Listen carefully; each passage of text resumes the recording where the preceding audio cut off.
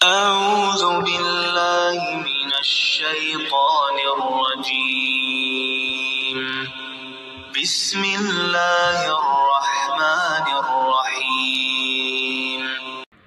رافضی ہمدرد کہتا ہے کہ جو امت پہلے امام پر جمع نہ ہو سکی وہ 12ویں پر کیسے جمع ہوگی؟ جو امت علی رضی اللہ تعالیٰ عنہ پہلے امام کو صحیح نہ سمجھ سکی، اس کے ساتھ جمع نہ ہوئی، وہ 12ویں پر کیسے جمع ہوگی؟ کہ یہ امت پہلے میں اختلاف میں پڑ گئی، پہلے خلیفہ میں یا امام میں اختلاف میں پڑی ہے، یعنی جس امت نے صفین میں امام علی کو نہ پہچان سکی، اس سے آگے توقع کرتے ہیں کہ وہ 12 کو پہچان پائے گی۔ سن بھئی رافضی ہمدرد، پہلے امام علی رضی اللہ تعالیٰ عنہ نہیں تھے۔ اگر تم اس خلافت کو امامت ہی کہتے ہو، لیکن یہ وہ امامت نہیں ہے جو تم رافضی کہتے ہو، یہ امامت خلافت ہے۔ اور جو یہ تم کہتے ہو کہ نبی صلی اللہ علیہ وآلہ وسلم نے فرمایا کہ میری امت میں 12 امام ہوں گے، یہ 12 امام نہیں کہا، 12 خلفاء کہا ہے۔ اور خلفاء کو اگر تم امام حکمران کے معنی میں لے آؤ تو کوئی غلط بات نہیں بنتی۔ تو وہ علی رضی اللہ تعالیٰ عنہ پہلے نہیں چوتھے تھے۔ یہ مسلمانوں کا عقیدہ ہے اور یہی سچا ہے۔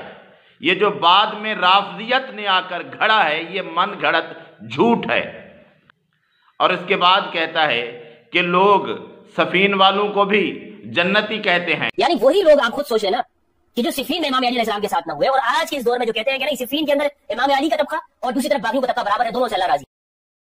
لوگ نہیں کہتے، اللہ کے رسول نے فرمایا کہ وہ بھی مسلمانوں کا ایک عظیم گروہ ہوگا، اور ان کے بارے میں بھی نبی صلی اللہ علیہ وآلہ وسلم کے فرامین ملتے ہیں۔ قرآن میں اللہ تعالیٰ کہتا ہے کہ سب کے ساتھ اچھائی کا وعدہ ہے۔ جب اللہ اور رسول ان کو پیارا رکھتے ہیں تو تجھ جیسے بدبخت کے کہنے سے لوگ کیسے اپنے عقائد خراب کر سکتے ہیں؟ اور اس کے علاوہ کہتا ہے کہ تیسرے امام کو کربلا میں چھوڑ دیا ذبح ہونے کے لیے۔ امام حسین علیہ السلام جو کہ تیسرا امام بنتے ہیں، امام حسن کے بعد امام حسین علیہ السلام، امام حسین کا ساتھ نہ رہ سکی کربلا کے اندر، انہوں نے تنہا چھوڑ دیا اور وہ ذبح ہوتے رہے، ان کو ذبح کر دیا گیا ان کے پورے خانوادے کے ساتھ، اہل بیت علیہ السلام کو۔ یہ امت تیسرے امام کو نہ پہچان سکی، ان کو تنہا چھوڑ دیا۔ کیا توقع کر سکتے؟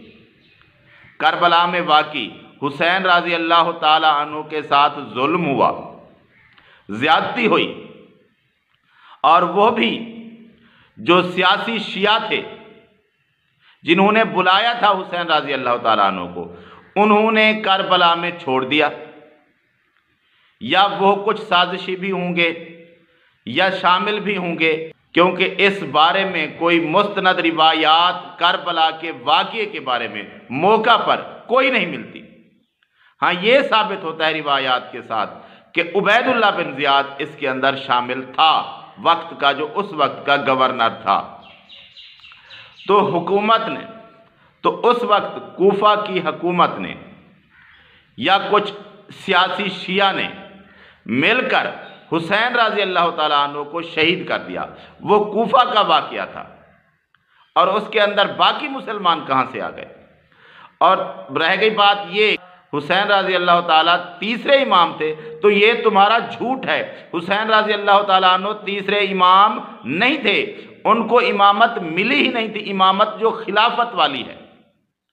اور جو امامت تم مانتے ہو وہ تو ختم نبوت پر ڈاکہ ہے، اس امامت کا ماننے والا کبھی مسلمان ہی نہیں ہو سکتا۔ اور جو امامت خلافت رہ گئی تو وہ حسین رضی اللہ تعالیٰ عنہ کو ملی ہی نہیں تھی۔ تو یہ اس طرح کے جھوٹ گھڑ کر لوگوں کو گمراہ کرنا، اگر تم کہتے ہو امامت تھی خلافت والی تو وہ حسین رضی اللہ تعالیٰ عنہ کو ملی نہیں، اور اگر تم کہتے ہو یہ اپنی جو تم نے امامت بنائی ہے جو نبی صلی اللہ علیہ وآلہ وسلم نے نہیں فرمائی، نہ قرآن میں ہے، تو یہ امامت جو تمہاری ہے یہ اسلام نہیں ہے۔ اور وہ امامت جو خلافت ہے اس کو اگر امامت کہیں تو وہ ملی نہیں ہے۔ اور 12واں امام نبی صلی اللہ علیہ وآلہ وسلم نے کب فرمایا کہ فلاں شخص 12واں امام ہوگا، تم نے اس کو پہچاننا ہے۔ نبی صلی اللہ علیہ وآلہ وسلم نے یہی فرمایا، میری امت تب تک صحیح راہ پر رہے گی، فلاح پر رہے گی، جب تک 12 خلفاء نہ گزرے، اور وہ سب کے سب قریش میں سے ہوں گے، اور یہ سارا کچھ قائم رہے گا مسلمانوں کا۔